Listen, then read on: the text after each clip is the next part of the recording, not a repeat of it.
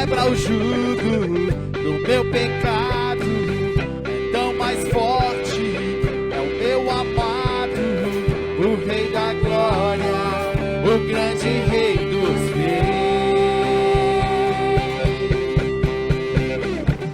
Treme a terra com trovão santo, eu admiro, desejo tanto o Rei da Glória, o grande Rei dos Reis.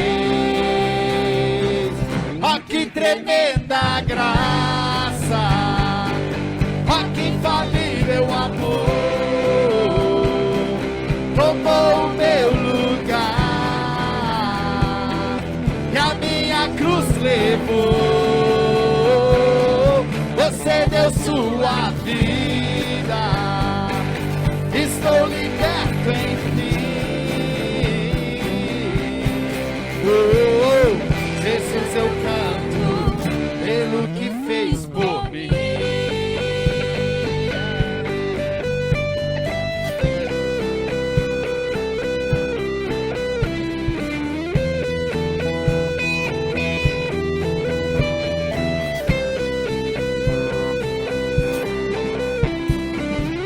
Traz a ordem em meio ao caos, adota o órfão, livra do mal. E o Rei da Glória, o Rei da Glória, governa o mundo com sua justiça.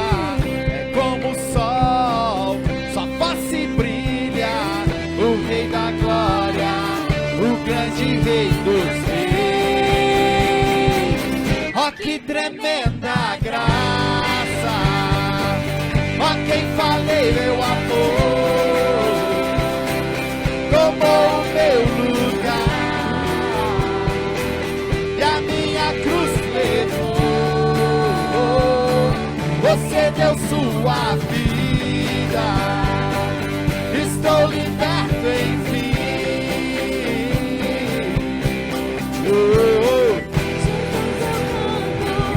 Pelo que fez por mim. Digno é o Cordeiro de Deus, digno é o Rei que a morte venceu. Digno é o Cordeiro de Deus, digno é o Rei que a morte venceu. Digno é o Cordeiro de Declara igreja, digno é o Rei que a morte venceu. Digno é o Cordeiro de Deus, digno, digno, ó que tremenda graça, ó que infalível amor, tomou o meu lugar e a minha cruz levou. Você deu sua vida, estou liberto enfim. Jesus, eu canto pelo que fez por mim. Aquele que crê, dê uma salva de palmas ao Senhor, amém? Ah, Senhor, declaramos mesa, Senhor, que tremenda graça recebemos, ó Senhor, das tuas mãos, ó Pai. Aleluias, aleluias.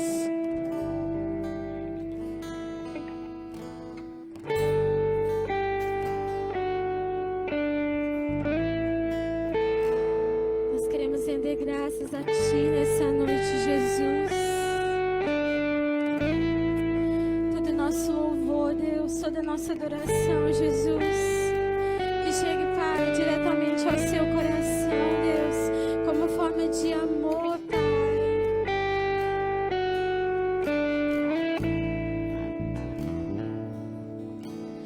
Santos e os anjos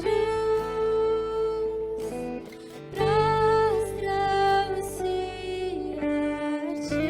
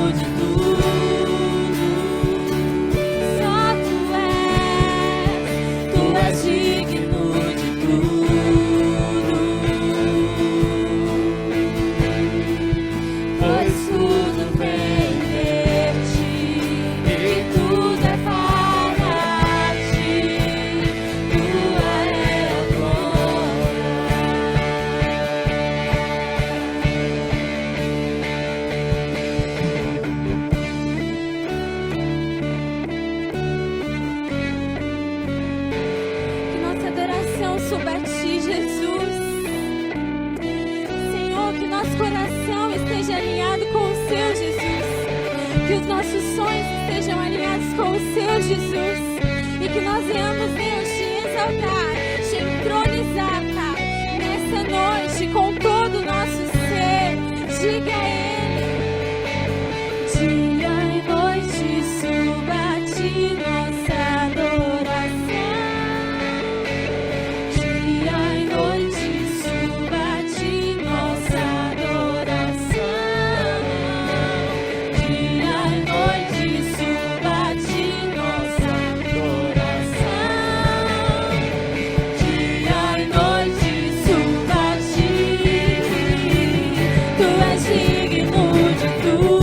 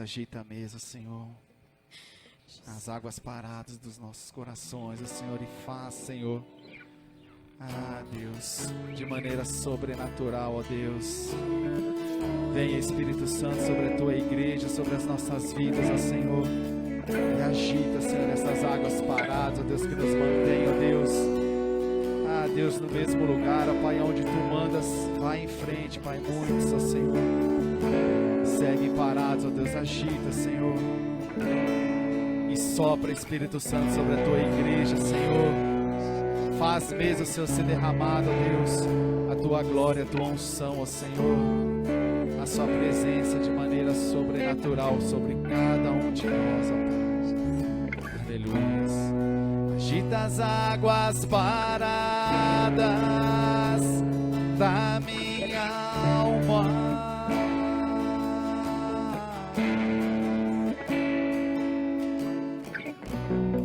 Me leva com o teu rio, o que traz vida. Oh, aleluia, Senhor.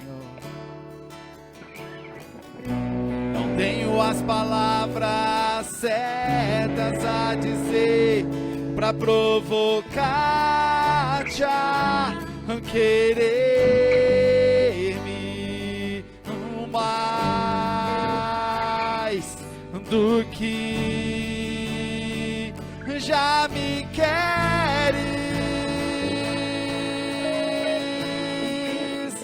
Então vem, como prometestes, derrama o teu Espírito, derrama o teu Espírito. Então vem, como prometestes. Oh, Espírito Santo, sinta-se à vontade na tua casa, Senhor. Ministra aos nossos corações, Santo Espírito, como prometestes.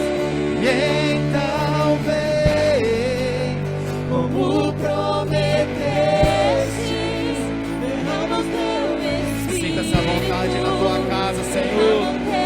Oh, aleluia.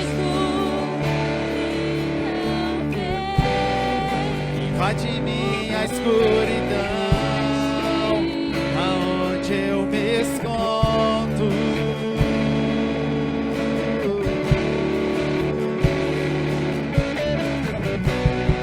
Abraça com os teus braços, com tua paz, Senhor.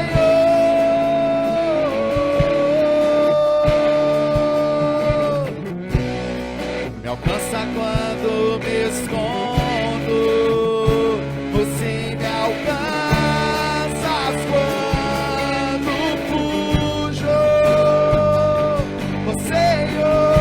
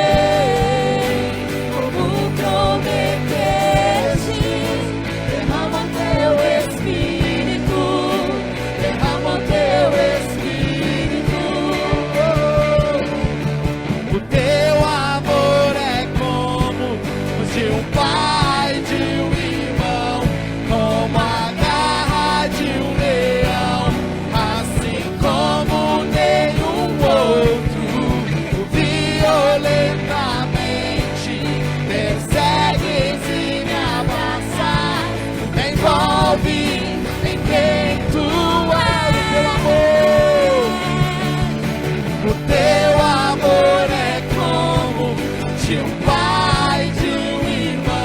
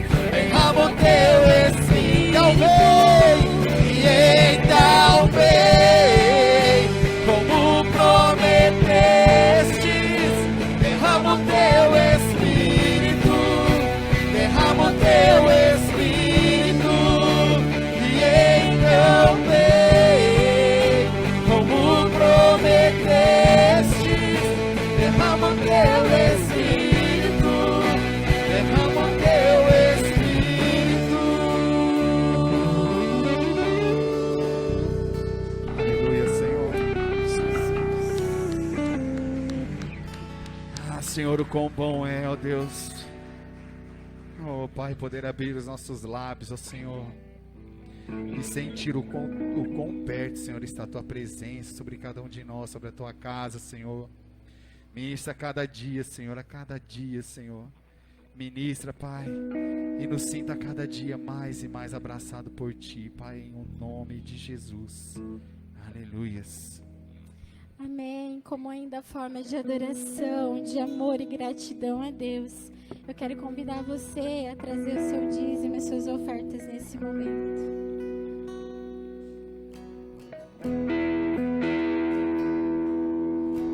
Deixou os céus pra me encontrar. Aqui não é o seu lugar. Um amor assim o mundo não conheceu.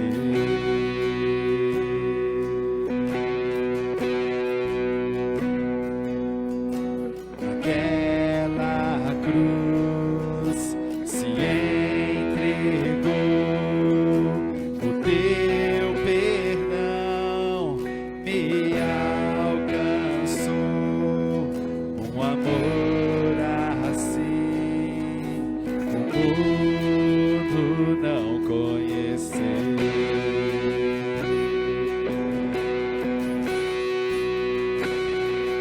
No altar de adoração, seja sempre exaltado, o Jesus, Filho de Deus, deixou a sua glória, morreu em meu lugar. Jesus, Filho de Deus, tu és Jesus, Filho de Deus. Levou sobre si pecado e dor, venceu a morte e ressuscitou. Um amor assim o mundo não conheceu.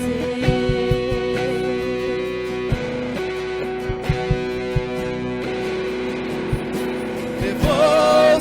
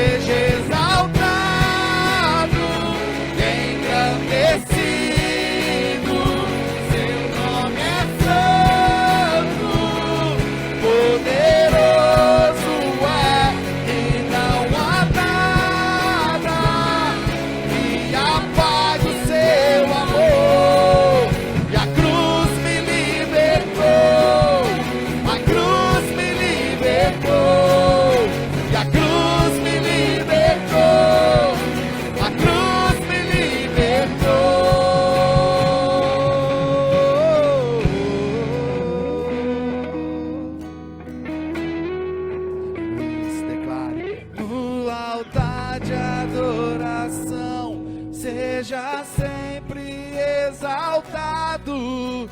Jesus, A ti toda a honra e toda a glória, Senhor.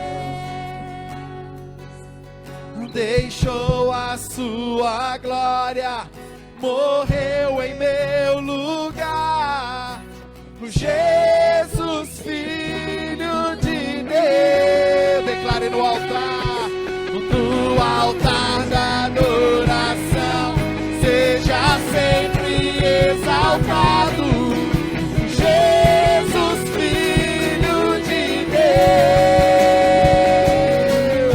deixou a sua glória, morreu em meu lugar. Jesus, Filho de Deus, tu és Jesus, Filho de Deus, tu és Jesus, Filho de Deus.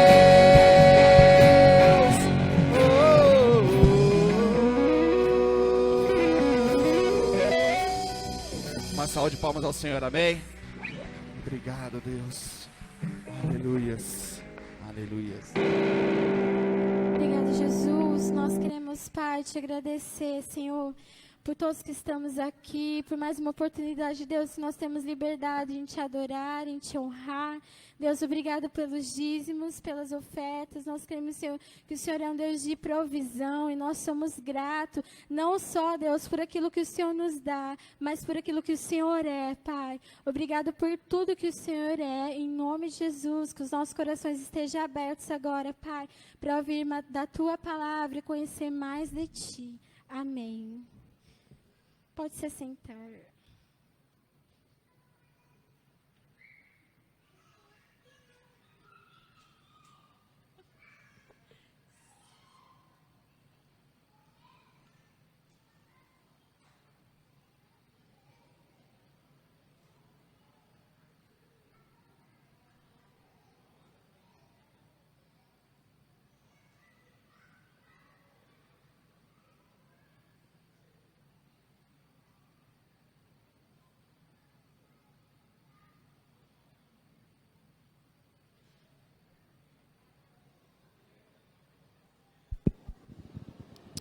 Amém. Amém? Amém. Graças a Deus. Graças a Deus. Vamos compartilhar a palavra do Senhor? Amém? Vamos compartilhar um pouquinho a palavra do Senhor. E eu quero começar essa mensagem trazendo um dos meus textos preferidos da Bíblia, da palavra. Queria convidar a todos a abrirem no livro de Romanos. Muito obrigado. Carta de Paulo aos Romanos, capítulo 12, versículos 1 e 2.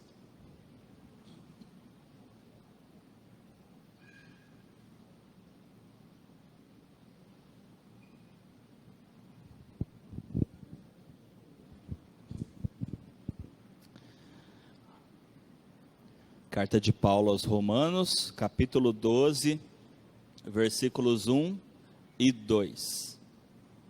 Quem achou, diga amém. Amém. Graças a Deus. Diz assim: portanto, irmãos, pelas misericórdias de Deus, peço que ofereçam o seu corpo como sacrifício vivo, santo e agradável a Deus. Este é o culto racional de vocês. E não vivam conforme os padrões deste mundo, mas deixem que Deus os transforme pela renovação da mente, para que possam experimentar qual é a boa, agradável e perfeita vontade de Deus. Amém? Amém. Fecha os teus olhos. Senhor Deus e Pai, nós agradecemos a Ti, Senhor Deus, por tudo o que o Senhor fez, mas principalmente pelo que o Senhor é. Obrigado, Deus, e nós te pedimos que o Teu Santo Espírito ministre as nossas vidas, fale, Senhor Deus, com cada um de nós, em nome de Jesus Cristo. Amém e amém. Amém? Amém. Paulo chama a atenção do povo para que eles renovassem as suas mentes, para que eles fizesse uma renovação de mente, né, que eles fossem transformados. Ele pede para o povo, se transformem, sejam transformados. E ele mesmo diz como? Renovando as suas mentes, renovando os seus pensamentos, mudando a forma de pensar. Amém? Nós vemos então esse apelo de Paulo. E algumas coisas que eu gostaria de chamar a atenção para a gente entrar aqui bem nesse texto, para que nós possamos crescer, nós temos que estar abertos a aprender. Amém? Para que a gente possa crescer, a gente tem que estar aberto a aprender. E só uma pessoa que se permite ser renovada, ela está aberta ao crescimento, ela está aberta a aprender e a crescer e melhorar a cada dia, poder melhorar a cada dia. De fato, nós experimentamos algumas vezes na nossa vida, a gente experimenta algo novo de Deus, né? Com certeza você deve se lembrar de momentos especiais que você teve com Deus. Mas o nosso crescimento, ele não se dá apenas em momentos especiais com Deus. O nosso crescimento, ele tem que se dar todos os dias, no dia a dia. Porque é algo que a gente vai evoluindo a cada dia, que a gente vai crescendo a cada dia. Amém? Todos creem? Amém? Amém. Então nós temos que estar abertos. Já uma mente envelhecida, uma mente travada, é uma mente que não cresce.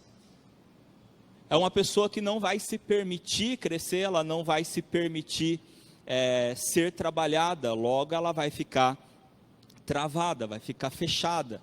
E muitas vezes a gente vê Deus, na palavra, chamando o povo para povo, abra os seus olhos, que é uma outra forma de dizer, abra sua mente, porque eles não estavam com os olhos fechados, literalmente, mas a expressão abra os olhos, é justamente de dizer, prestem atenção, abram suas mentes, vocês estão fechados, vocês se bloquearam, vocês precisam se permitir ver, ouvir. Em outras partes da palavra a gente vai ver Deus chamando a atenção para que a igreja abra os ouvidos. Quem tem ouvidos, ouça o que o Espírito diz à igreja. Então a gente vê Deus chamando a atenção do seu povo, e esse seu povo é outra ênfase que eu quero dar nesse texto do apóstolo Paulo. Por quê? Paulo não está convertendo ninguém com esse texto, é importante a gente frisar isso. Ele não está tentando evangelizar ninguém. Por quê? Porque ele não está falando com pessoas não convertidas, e ele também não está falando com pessoas novas convertidas. Ele está falando com a igreja. Ele está falando com as pessoas que já são convertidas, que já têm conhecimento da palavra, e são pessoas que travaram. É por isso que ele diz, portanto, presta atenção, portanto, o que ele fala? Irmãos. Quem era chamado de irmão? Eram as pessoas que já eram da igreja. Não se chamava uma pessoa que não era convertida de irmão, até porque ele não ia entender nada. Por que está chamando de irmão? Ele não ia entender nada. Ou seja, Paulo está falando com pessoas instruídas, com pessoas convertidas, com as pessoas da igreja. Ele está falando com as pessoas da igreja. Paulo está chamando a atenção para as pessoas que já estavam na igreja, mas que precisavam de transformação. É muito importante a gente ver isso na Bíblia, porque a gente acaba chegando num momento em que a gente acha que as pessoas que estão lá fora precisam ser transformadas para estar aqui dentro. Não é assim? Não é assim que a nossa mente vai se moldando? Sendo que, na verdade, a gente precisa crer que a nossa transformação atrai as pessoas de fora para dentro.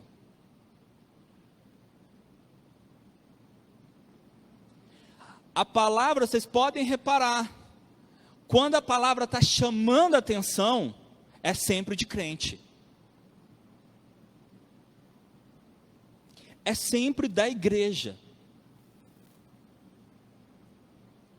Quando Jesus fala para os seus discípulos, vós sois o sal da terra, a luz do mundo, Ele não está dizendo, vocês são lindos, vocês são incríveis, vocês são maravilhosos. Não, Ele está dizendo, vocês têm que ser exemplo.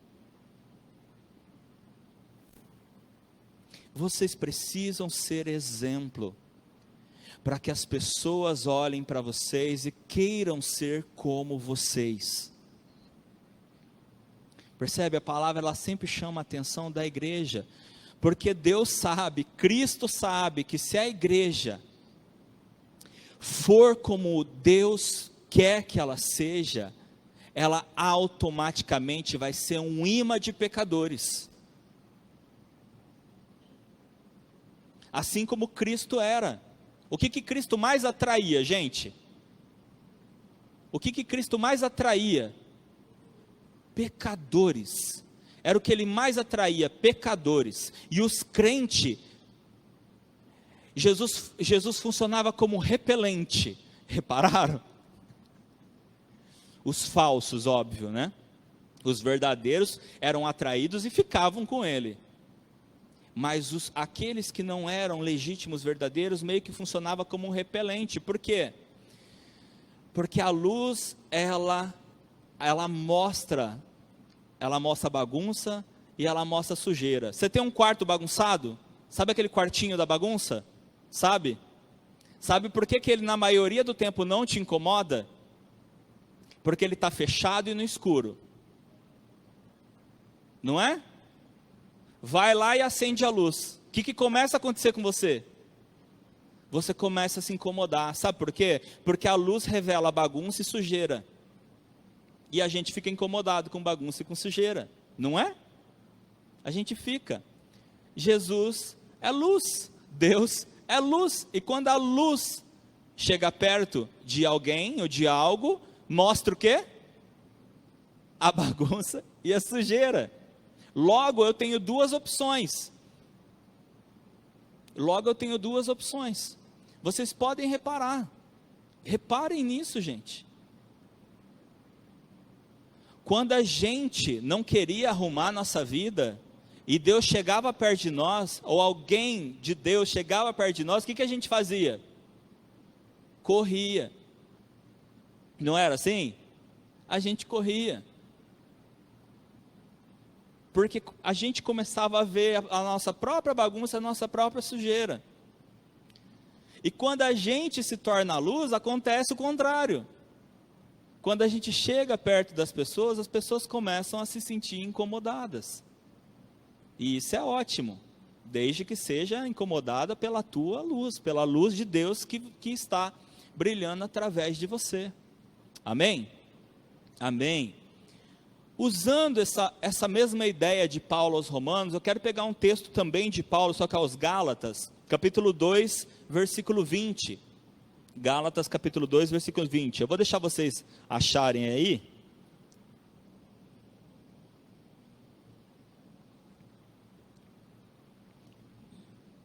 Só para eu ter tempo de beber água. Fica esgoelando no louvor, depois chega agora, não tem voz mais. Gálatas capítulo 2, versículo 20. É um versículo que muita gente, quando ouve esse versículo, fica, uou, glória a Deus, aleluia. E eu já quero mudar um pouquinho a sua mente, você começar a pensar nele diferente. Já que Deus nos chama a renovar a nossa mente e sermos transformados, vamos pensar nele de um jeitinho diferente. Gálatas 2:20 diz assim: logo já não sou eu quem vive, mas Cristo vive em mim. E esse viver que agora tenho na carne, vivo pela fé no Filho de Deus, que me amou e se entregou por mim. Amém? Amém. Por que todo mundo gosta desse texto? Vou dizer para vocês. Porque todo mundo enfatiza a seguinte frase: Cristo vive em mim. Não é? agora Cristo vive em mim. Olha que delícia, gente, pensar assim, Cristo vivendo em mim. Qual que é o problema? O problema é o seguinte: Cristo não vive em mentes velhas. Presta bem atenção no que Paulo fala, porque todo mundo pensa no agora Cristo vive em mim. Isso é muito típico da mente, principalmente das mentes, bom, eu vou dizer que é das mentes mais atuais, mas não são, porque Paulo já estava falando isso lá, tá? Então, a gente tem que entrar no consenso que isso sempre aconteceu, desde lá de trás, desde mesmo do início da era cristã. Paulo está dizendo assim: não vivo mais eu.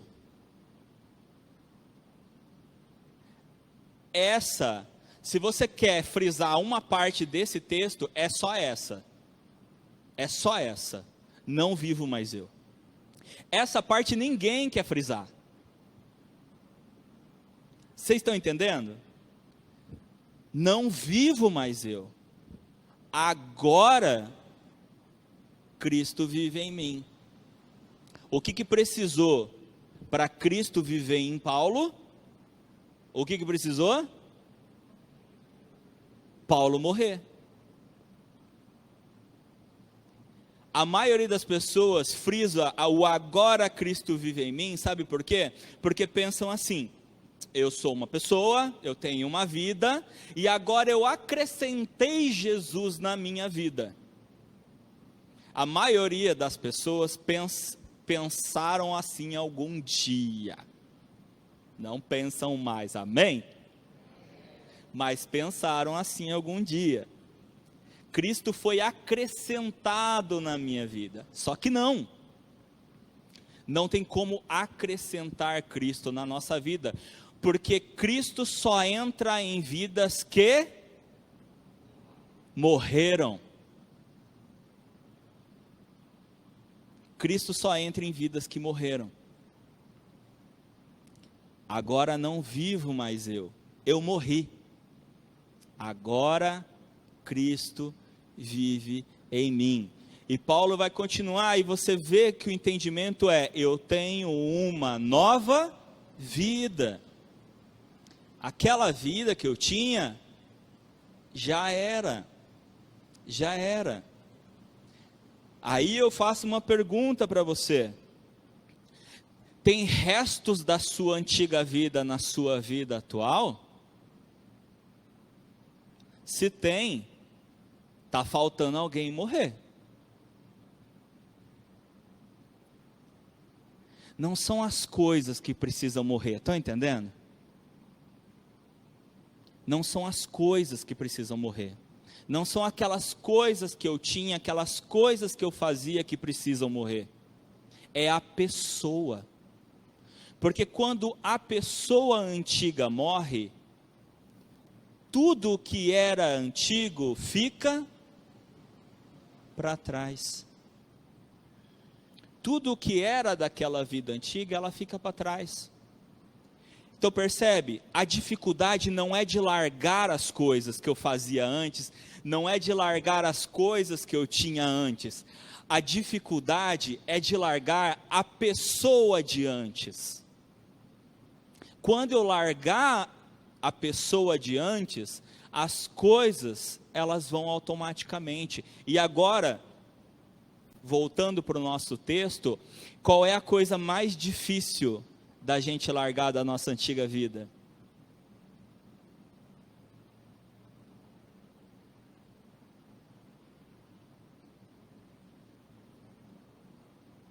A nossa mente. A nossa mente é a coisa mais difícil. Porque eu vou largando as coisas aos poucos, é um processo, não é? Principalmente quem se converteu depois de adulto, percebeu bem isso na sua vida, largando coisas, não é? Até a gente que eu nasci no berço cristão, mas a gente nasce no berço cristão, mas a gente não nasce cristão. Né? Como a gente vê, e todas as vezes, inclusive isso vai acontecer hoje de novo, todas as vezes que pais vêm apresentar ou batizar os seus filhos, eu falo, eles estão consagrando os seus filhos para Deus, certo? E qual que é o alerta que eu dou? Quem lembra aí? Pais, esse é só o primeiro passo. Depois você tem que ensinar quando? Todo dia. Você tem que ensinar todo dia. Porque por mais que ele cresça, como eu cresci, eu já nasci filho de pastor, por mais que a gente cresça, a gente precisa formar o nosso caráter. Nós vamos tomar nossas próprias decisões, nós vamos ter a nossa própria mente. Formar nossas próprias ideias. E vai chegar o momento em que eu vou ter que tomar essas decisões, assim como aqueles que conheceram Jesus só depois de adultos também tomaram. Apesar de ter nascido num lar cristão, eu sei que eu não me converti criança. Eu sei que eu me converti já um crente de igreja. Porque eu tive, assim como esses crentes aqui tiveram que ouvir de Paulo, eu tive que ouvir de Deus, já um crente de anos de dentro da igreja, que eu precisava me converter. Eu precisei ouvir que eu precisava ser transformado também. Isso requer algumas coisas de nós. Eu quero voltar um pouquinho para o texto, peguei até uma outra versão aqui, para a gente poder focar algumas coisas. No primeiro versículo diz assim: rogo-vos, pois, irmãos, que apresenteis os vossos corpos por sacrifício vivo, santo e agradável a Deus. Amém? Primeira coisa que a gente precisa entender, para que a gente tenha de fato uma mente renovada, para que de fato nós tenhamos uma renovação de mente, vai exigir o quê? Sacrifício. Vai exigir sacrifício. Então, por mais que Paulo diga, não vivo mais eu, Cristo vive em mim, o texto é muito bonito, mas dentro disso existiu muito sacrifício. Exigiu muito de Paulo, da sua vida. Muitas pessoas acreditam que Paulo mudou assim, de um dia para o outro. É ou não é verdade? A maioria das pessoas acham que Paulo era um assassino de crentes, e um belo dia ele estava viajando, e no meio da viagem Cristo apareceu, ele caiu, aí Cristo falou com ele, ele entendeu que era Cristo, lembram disso? Todo mundo conhece essa história, né? Então Paulo cai do cavalo, Cristo fala com ele: Paulo, por que me persegues? E ele fala: quem és tu, Senhor? Eu sou Jesus, Paulo. Aí Paulo: eu não sabia. Porque a verdade é que Paulo era muito bom em tudo que ele fazia, sabia? Paulo era muito bom. Paulo, ele perseguia, prendia e matava rebeldes. Acontece que ele achava que os cristãos eram rebeldes, e ele fazia o serviço dele, e muito bem feito. O dia que Cristo apareceu para ele, ele entendeu que ele estava perseguindo as pessoas erradas, porque ele estava perseguindo a pessoa errada. E olha que coisa interessante, gente. Olha que coisa interessante que eu tenho certeza que vocês não tinham percebido até hoje. Jesus não disse para Paulo que ele estava perseguindo os seus discípulos. Jesus não disse para Paulo que ele estava perseguindo os seus seguidores. Quem Jesus disse que Paulo estava perseguindo? Ele. Porque me persegue.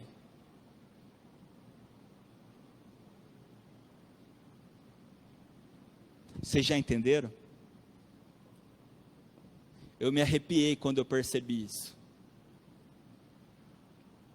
Porque Jesus estava dizendo assim: aqueles que são meus, eu estou vivendo no lugar deles.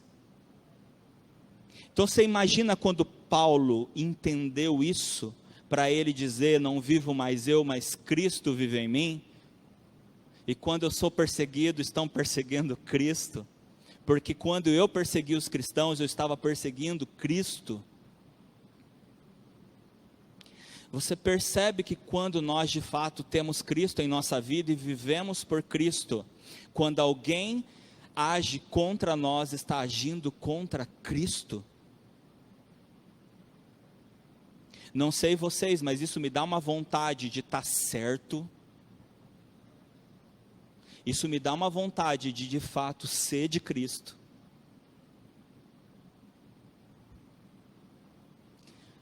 Para que quando alguém me persiga, e eu quero, porque a Bíblia diz, bem-aventurados sois vós quando fores perseguidos por causa do meu nome. Então a gente tem que querer.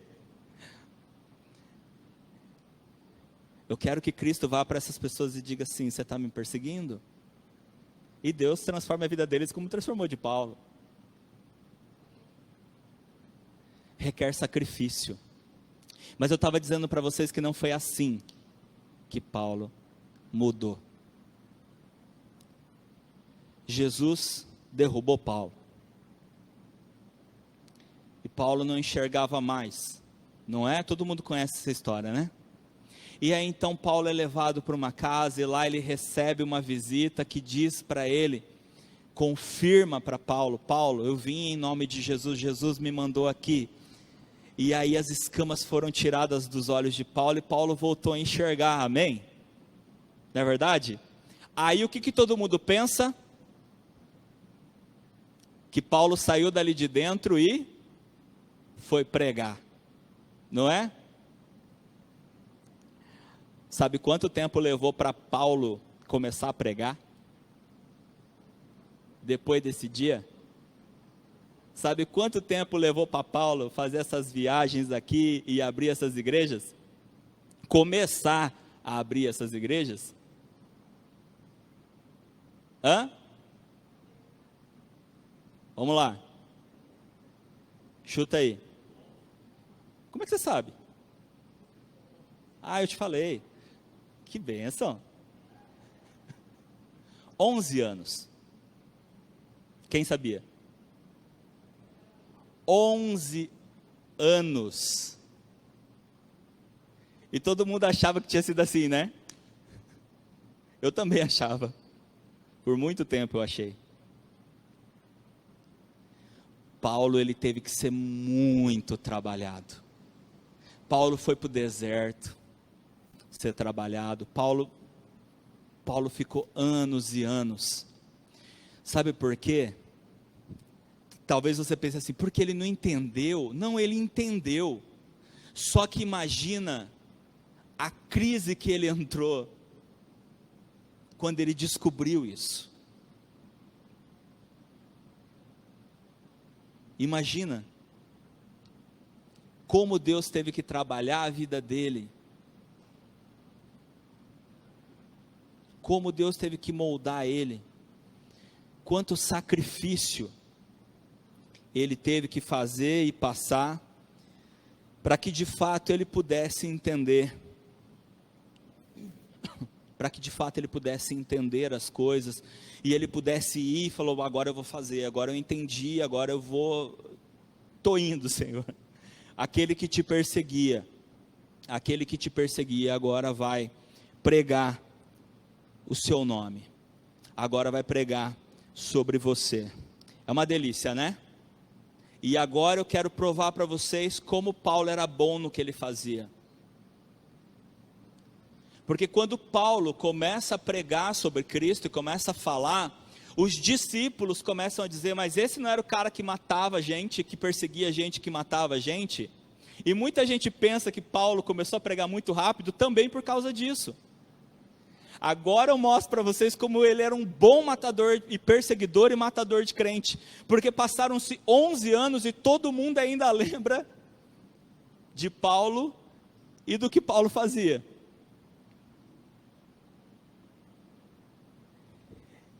E eu quero chamar a sua atenção para isso, é para te mostrar uma coisa. Vamos concordar numa coisa? Depois de Jesus, Paulo é provavelmente uma das pessoas mais admiradas na Bíblia, não é? Não é? Porque ele era muito bom, convenhamos. A gente não adora Paulo não, a gente admira, certo? Paulo é com certeza uma das pessoas mais admiradas na Bíblia depois de Jesus, depois de Deus. Porque a dedicação dele fez a diferença. O empenho dele fez a diferença. Ele precisou de todo um trabalhar, ele precisou de todo um moldar, ele precisou de toda uma transformação interna. Mas observe, por que nós admiramos tanto Paulo? Porque o mesmo empenho que ele tinha para matar cristãos, ele teve depois para gerar cristãos. E por que isso tem que nos chamar a atenção? Porque nós muitas vezes somos muito bons em alguma coisa, não é verdade? Em alguma coisa nós somos muito bons. E no mínimo uma coisa nós somos muito bons. Não é verdade? E por que nós somos bons nisso? Nisso aí que você está pensando. Por que nós somos bons? Porque nós gostamos disso e porque nós nos dedicamos nisso. Dedicamos a aprender, a conhecer mais sobre aquilo, colocamos em prática para que aquilo se desenvolva e que a gente fique cada vez melhor naquilo ali, não é? Foi o que Paulo entendeu. Se agora eu vou ser um cristão porque eu entendi que na verdade eu estava perseguindo aquilo que eu pensei que estava defendendo. Então eu vou usar o mesmo empenho e a mesma dedicação em prol disso. Se eu era o melhor para perseguir e matar, eu vou ser o melhor para salvar. Eu vou ser o melhor para salvar. Transformação de mente. Uma transformação total na vida de uma pessoa. Por quê? Porque ele se permitiu mudar a forma de pensar. Ele permitiu que Deus mudasse a sua forma de pensar, renovasse a sua mente, renovasse os seus pensamentos. Primeira parte então é o sacrifício. O sacrifício existe e eu preciso comprar o sacrifício, porque não vem nada bom sem sacrifício. Não existe nada que venha nos agregar, que venha nos acrescentar, sem que haja sacrifício da nossa parte. Amém? É um fato, é uma verdade. É uma verdade, por isso que Paulo fala, rogo-vos. Gente, sabe o que é rogar? É falar, gente, é o mesmo que eu dissesse assim para vocês hoje. Gente, pelo amor de Deus, transformem a vida de vocês. Pelo amor de Deus, é isso, gente, é literalmente isso que Paulo falou. Foi literalmente isso que ele falou. Rogo-vos, pois, irmãos, pelo amor de Deus, transformem-se. Mudem a forma de vocês pensarem. E aí vamos entrar na segunda parte, que é o quê? Quando ele diz assim, e não vos conformeis com este século, ou em outras versões, não vos conformeis com este mundo, mas transformai-vos, através da renovação da vossa mente. A primeira versão que eu li, que eu gosto muito também, que diz assim, e não vivam conforme o padrão, ou os padrões deste mundo. Porque esse é um fato, nós crescemos e vamos sendo moldados pelos padrões do mundo. É assim que o nosso caráter ele vai sendo formado, através dos padrões de onde nós estamos convivendo, não é? E isso precisa mudar.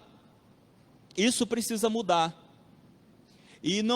volto a repetir, e não é assim, eu vivia no mundo, agora eu vivo na igreja, então eu preciso tirar as coisas do mundo e me moldar. eu estou falando para crentes, assim como Paulo estava falando para crentes, eu estou falando para crentes, estou dizendo, crente, você tem coisas que precisa mudar na sua vida. Você se molda em coisas do mundo que precisa desmoldar, que precisa tirar. Volto a repetir, Paulo não estava falando para descrentes, ele estava falando com crentes. Então nós precisamos conhecer o que Deus é, nós precisamos conhecer o que Deus quer, para que nós possamos ver aquilo que Ele não é, e aquilo que Ele não quer, para que a gente possa então não se conformar. Não se conformar, porque um dos grandes problemas da nossa vida moderna é que a gente acaba se conformando com as coisas do mundo. A gente pode até não concordar, mas a gente se conforma. E Paulo está dizendo, não se conforme, porque quando você começa a se conformar, você deixa de ser um agente de mudança. Porque nós fomos chamados por Deus para sermos agentes de mudança. Luz do mundo. A luz precisa criar um efeito. Não precisa?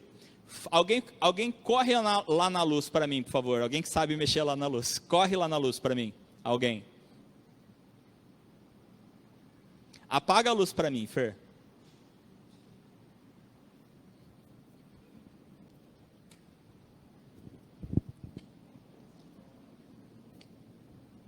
Ainda está claro.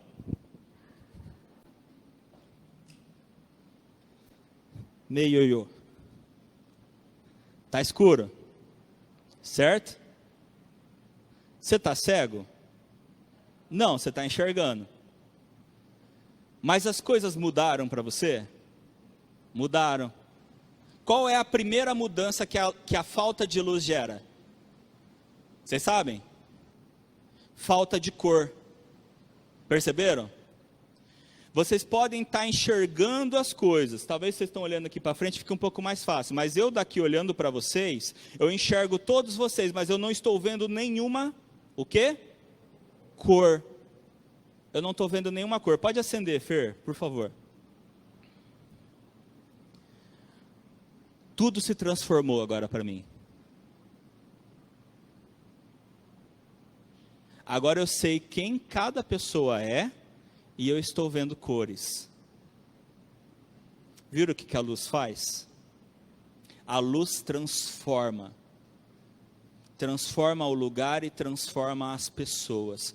Deus nos chamou para sermos luz. Ele nos chamou para transformarmos as coisas e as pessoas. Só que nós não vamos transformar nada e nem ninguém se nós estivermos moldados pelo molde do mundo. Porque quem está moldado pelo molde do mundo não é luz. E se não é luz, não tem como mudar nada. Não é verdade? Jeremias capítulo 33, versículo 3, diz assim, Jeremias 33, 3, diz assim, chame por mim e eu responderei, eu lhe anunciarei coisas grandes e ocultas que você não conhece. Amém? Amém?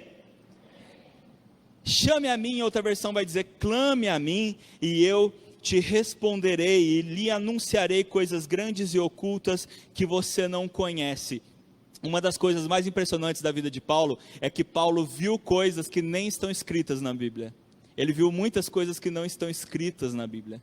Ah, que curiosidade que dá. Não dá? Dá muita curiosidade. Mas o que o profeta Jeremias já dizia? Busque, vá atrás do Senhor, porque Ele vai te mostrar, Ele tem coisas grandes e ocultas para nos mostrar, para nos dar, para nos mostrar. O que a gente precisa? A gente precisa ser transformado. A gente precisa ser transformado, e eu não estou falando de aceitar Jesus, que isso aí você já tem que ter feito, você já deve ter feito. Eu estou falando não de receber a Cristo como seu Senhor e Salvador.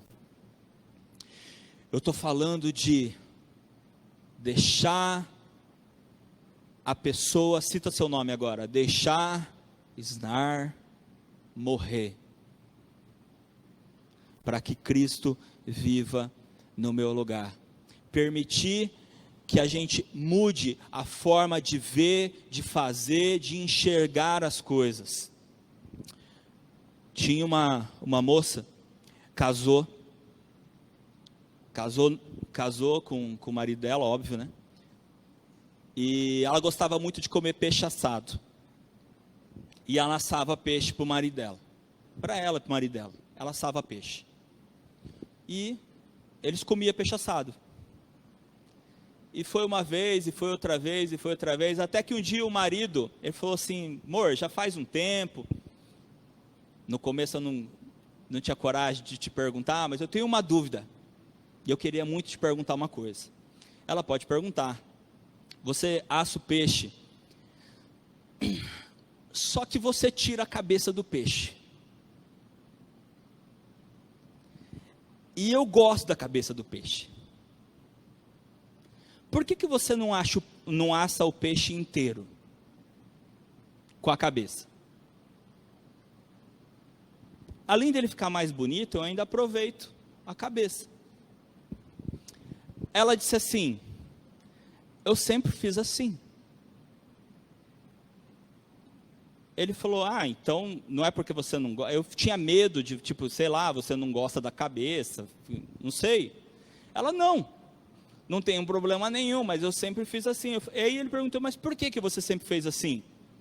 Porque era assim que minha mãe fazia. Então tá bom. Um dia eles foram almoçar na casa da mãe dela. E chegando lá, a filha falou: mãe, eu preciso te fazer uma pergunta. Que meu marido me fez a pergunta, e depois que ele fez a pergunta, isso ficou na minha cabeça. Pode perguntar. Mãe, eu asso peixe em casa e eu corto a cabeça fora. Mas eu asso assim porque você assava assim. Você cortava a cabeça do peixe e assava o peixe sem cabeça.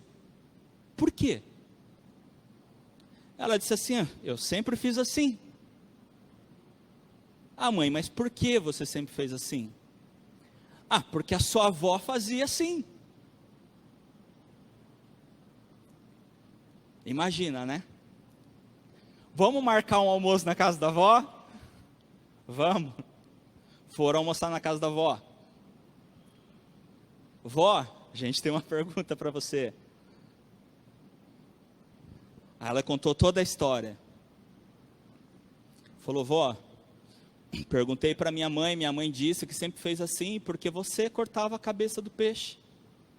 Agora chegou em você, a gente queria saber, por que você assava o peixe sem cabeça? Aí a avó disse assim: meu forno era pequeno. A forma que entrava no fogão, no forno, não cabia o peixe inteiro. Eu sempre gostei da cabeça, mas não cabia. Eu tinha que cortar a cabeça do peixe para poder. Para o peixe caber na forma. Para o peixe caber onde? Forma. Você sabe o que significa conformar? E não vos conformeis com este mundo. Sabe o que significa conformar? Colocar em forma. Entender? A filha assava o peixe sem cabeça porque a mãe assava o peixe sem cabeça, mas ela nunca perguntou, ela se conformou com o fato de assar o peixe sem cabeça. Logo, a neta, mesma coisa. A gente faz muita coisa que a gente nem sabe por que a gente faz. A gente faz muita coisa porque a gente acha normal, a gente acha natural, porque sempre foi assim, porque sempre fizeram assim, e a gente está só o quê? Repetindo o processo. Sabe por quê? A forma. A forma. Porque a gente se conformou. Nós fomos pegando forma das coisas. Deixa eu ver se eu consigo ir rapidinho aqui.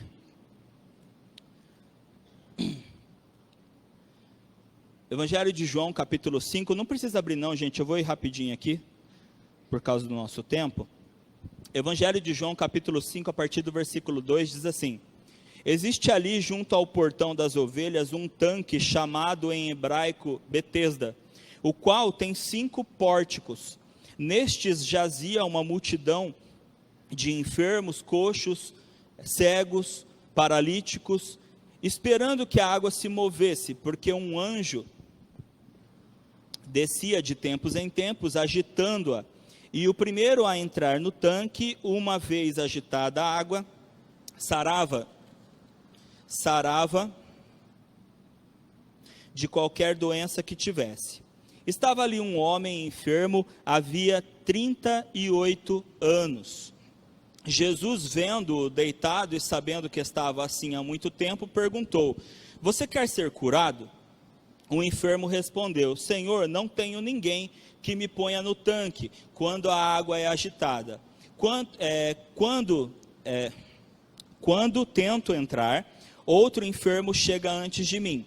Então Jesus lhe disse: levante-se, pegue o seu leito e ande. Imediatamente o homem se viu curado e, pegando o leito, começou a andar. Amém? Bem, todo mundo já conhecia esse texto, né? Todo mundo já conhecia essa história. Então, Jesus chega no tanque de Betesda, aonde, se você observar, se a sua Bíblia for uma versão mais nova, você vai observar que a parte onde diz que eles ficavam esperando um anjo descer e agitar a água, está entre colchetes, tá? Vocês vão observar aí na sua Bíblia. Se for uma versão mais nova, vai estar entre colchetes. Por quê? Porque essa parte do texto não é literal, ela é crença. Certo? Então, o João não está dizendo que isso acontecia. Ele está dizendo que eles ficavam lá porque acreditavam que isso acontecia. Entenderam a diferença? Tá. Quanto tempo o paralítico lá? 38 anos, certo? Por que ele estava lá há 38 anos? Por que ele estava lá há 38 anos? Não digam que é porque ele era paralítico. Ele estava lá há 38 anos porque ele acreditava, certo? Ou seja, estamos falando de um crente, certo? Crente. O tanque de Betesda era um lugar de fé, entre aspas, certo? Aonde pessoas que acreditavam iam lá à espera de um milagre, porque lá acontecia algo sobrenatural, certo? 38 anos, esse homem de fé, esse homem que crê, estava ali e absolutamente nada aconteceu com ele. Até que alguém chegou na vida dele. Quem foi? Jesus chegou na vida dele. E Jesus chega na vida dele para curar ele, amém? Não! Jesus chegou na vida dele para transformar a vida dele, fazendo ele renovar a mente, mudar a forma de pensar. Jesus chegou para ele, em outras palavras, e disse: você ficou 38 anos crendo na forma errada. Você está há 38 anos travado, porque você crê da forma errada. E eu vim para te mostrar como você deve acreditar. O tanque de Betesda não fazia nada. O tanque de Betesda não fazia nada.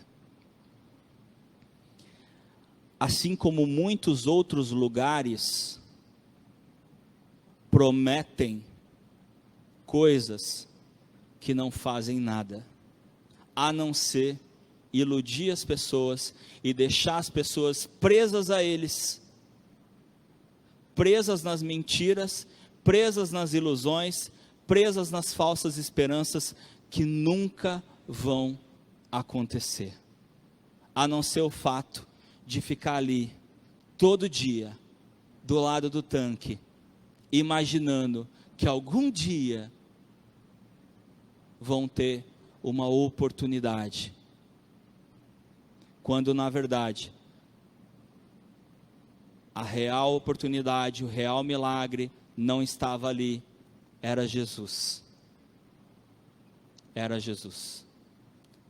Jesus apareceu para aquele homem, para que ele pudesse mudar a forma dele de pensar, para que ele pudesse entender que ele estava teimando em algo que nunca ia fazer nada por ele, que nunca ia mudar a vida dele, porque o único que tem poder para mudar a vida de alguém tem nome, se chama Jesus. Se chama Jesus. Amém? Amém? Amém. Amém. Por último, se nós entendemos que há necessidade de sacrifício, se nós entendemos que nós precisamos deixar de nos conformar com as coisas do mundo, nós precisamos então entender e aceitar a vontade de Deus. Aceitarmos a vontade de Deus. Aí nós vamos experimentar. Olha que coisa incrível. Quando nós finalmente aceitamos a vontade de Deus, nós experimentamos o que Paulo fala no versículo 2. Experimenteis qual seja a boa, agradável e perfeita vontade de Deus. Enquanto eu fico só ouvindo o que Deus quer que eu faça, eu vivo daquele jeito assim, mas se eu fizer o que Deus quer, eu preciso abrir mão disso, eu preciso abrir mão daquilo, não é assim? A gente fica se martirizando, mas por quê? Porque o velho homem, a velha mulher, ela não morreu ainda. Nós ainda não entendemos o processo. Primeiro é o sacrifício. Primeiro eu morro. Depois, eu não me conformo mais com as coisas antigas, eu não me conformo mais com as coisas do mundo, eu não me conformo mais em ser moldado pelo mundo, porque agora eu tenho uma nova mente, eu tenho novas direções, eu tenho novos planos, novos sonhos, que se eu puder traduzir, eu vou traduzir por a vontade de Deus para a minha vida. Se eu fizer esse processo, aí a vontade de Deus em mim, ela se torna boa, ela se torna agradável, e eu percebo que ela é perfeita. Eu percebo que ela é perfeita. Amém? Amém. Para a gente encerrar, 2 Coríntios 5,17, e assim, se alguém está em Cristo, é nova criatura. As coisas antigas já passaram, eis que se fizeram novas. Eis que se fizeram novas. Se alguém está em Cristo, é nova criatura. As coisas antigas já passaram, eis que se fizeram novas. Aprender a aceitar a vontade de Deus, irmãos. Aprender que muitas vezes Deus coloca situações na nossa vida para a gente dar esse despertar. Às vezes é individual, acontece na minha vida, às vezes acontece na tua vida, às vezes acontece na vida de todo mundo. A gente vê isso desde a Bíblia até os nossos tempos de hoje. Porque a gente vê lá algo acontecendo com Moisés, só com Moisés, não é? Aí daqui a pouco a gente vê algo acontecendo com todo o povo. Todo o povo precisa dar uma chacoalhada. E assim a gente poderia citar vários outros personagens, várias outras pessoas da Bíblia, em que coisas aconteceram pontualmente com um e também aconteceram com todo o povo. Muitas coisas acontecem comigo, muitas coisas acontecem com você, para que Deus possa chamar a nossa atenção, para que Deus possa nos tirar da nossa zona de conforto, porque a zona de conforto é uma conformidade, né? Quando eu me conformo, eu fico ali no conforto daquilo ali, e tudo bom, e tudo bem, e tudo bom. Aí Deus precisa muitas vezes dar uma rasteira ali, para mostrar que não está bom não está bom, porque tem coisas que precisam acontecer na sua vida, e se você não me ouve por bem, você me ouve, não é por mal não, gente, você me ouve por amor, porque Deus é amor, e tudo que Ele permite que aconteça na nossa vida é por amor, é por amor. Se algo acontece com você, ou se algo acontece com todos nós, olha essa pandemia aí, né, gente? Se tem algo que eu aprendi com essa pandemia, é que Deus permitiu que ela acontecesse, permite que ela está aí até hoje, porque a gente precisa deixar de se conformar. A gente precisa entender logo de uma vez que nós precisamos nos transformar, precisamos ser novas criaturas. Nós precisamos deixar de nos moldar ao mundo e nos moldarmos a Cristo. Amém? Amém.